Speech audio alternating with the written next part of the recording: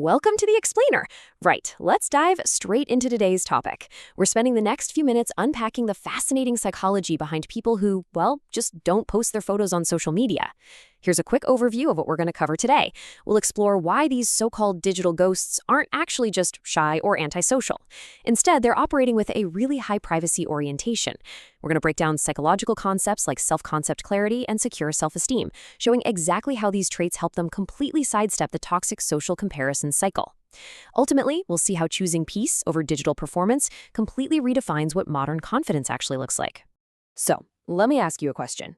Have you ever noticed someone who just never posts pictures online? You know exactly the type I'm talking about. No mirror selfies, no elaborate birthday dinner stories, no tropical vacation updates. They spend zero time agonizing over whether a certain filter makes their brunch look, perfectly aesthetic. In a hyper-connected world that's pretty much built from the ground up on rewarding attention, these digital ghosts seem entirely invisible. It's so counterculture that it instantly makes us wonder, what exactly is going on behind that blank profile picture? And that brings us to the core divide we're looking at today. On one side, you've got validation seeking. This is the endless chasing of likes, tracking views, and relying on external approval to feel good. But on the flip side, we have what we call the invisible mindset. This is rooted in self-validation and a deep, deep internal security.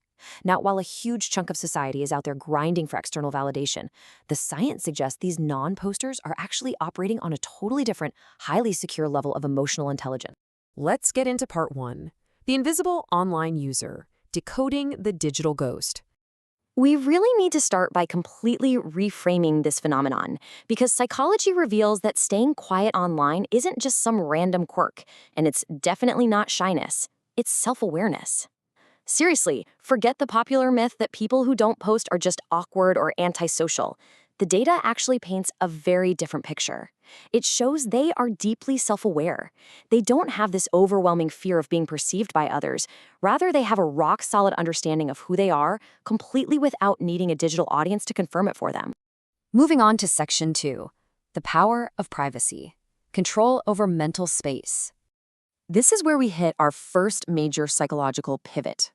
How do these individuals actively prioritize privacy over popularity? Well, psychologists note they have a high privacy orientation. Basically, this means they intentionally and very tightly control what others see and think about them. And why? To ruthlessly protect their mental space. Rather than relying on likes or heart emojis, they rely entirely on self-validation to feel good about themselves. They simply don't need to broadcast their life to the world to feel like their experiences are valid or enjoyable. They lived it, and for them, that's enough. Which leads us to section 3, inner security and identity, the anchor of self-concept. Let's look at the very foundation of their identity, which is firmly anchored in a profound inner security. This is driven by something psychologists call self-concept clarity. What does that actually mean?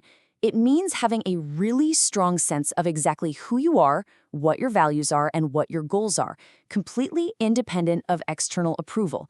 People with high self-concept clarity aren't desperately chasing digital trends or viral moments because their happiness is coming directly from within. They already know what truly matters to them, so they don't need an algorithm to tell them. Building directly on that clarity, we see the ultimate result: secure self-esteem. This is a rare, incredibly sturdy type of confidence that absolutely does not need attention to survive. Because they have secure self-esteem, they already feel completely whole.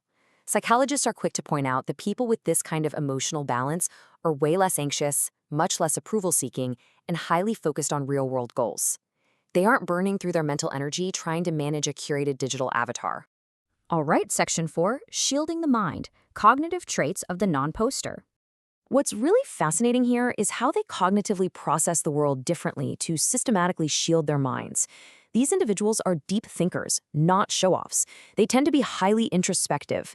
They strongly prefer authentic, face-to-face conversations over those superficial, fleeting online interactions. They think carefully before they speak or, before they type.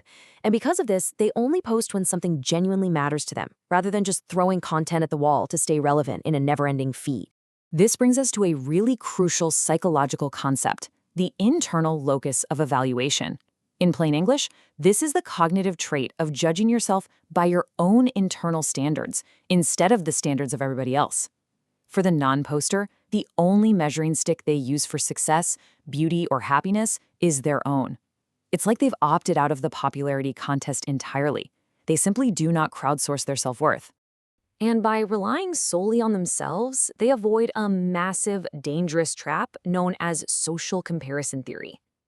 This is the natural human tendency to constantly measure our own worth against others' highlight reels. These non-posters, they fully understand the digital illusion. They know exactly how social media dangerously distorts reality. It showcases only the highly filtered absolute peaks of people's lives while completely hiding all the mundane, behind-the-scenes struggles. Let's quickly trace the steps of this toxic comparison cycle that they manage to so elegantly avoid. Step 1. You view others' highlight reels. Step 2. You measure your own worth against those totally impossible standards. Step 3. You experience a heavily distorted reality, usually feeling like you're somehow falling behind everyone else. And Step 4. You try to protect your mental health by finally logging off. Well, by intentionally staying low-key from the jump, the non-poster completely bypasses this endless toxic cycle. They successfully protect their mental health right from the very start. As the source material beautifully and succinctly puts it, they choose peace over performance. These individuals intentionally evaluate the immense, draining energy required to constantly perform for a digital crowd. And then, they actively choose the peace of an unbothered offline life instead. Finally, Section 5. Redefining real confidence. You don't need to be seen to feel seen. Let's bring all of these psychological truths together. The common assumption out there is that someone who stays offline is shy, antisocial, or maybe lacking confidence. But as the science clearly shows us today, the reality is that they are grounded, emotionally intelligent, and truly deeply confident. So the next time you notice someone who never updates their profile or posts a selfie, remember, they probably aren't antisocial at all. In fact, they are likely the most grounded and emotionally secure people in your circle. So I'm going to leave you with this final thought. A little question to help you evaluate your own digital habits. Do you actually need to be seen to feel seen? Or is true confidence found when you finally stop performing for the crowd? Just think about it. How does your need for online visibility impact your own true inner confidence? Are you posting for you, or are you posting for them? Thanks for joining me for this explainer. Keep questioning, keep learning, and I'll see you next time.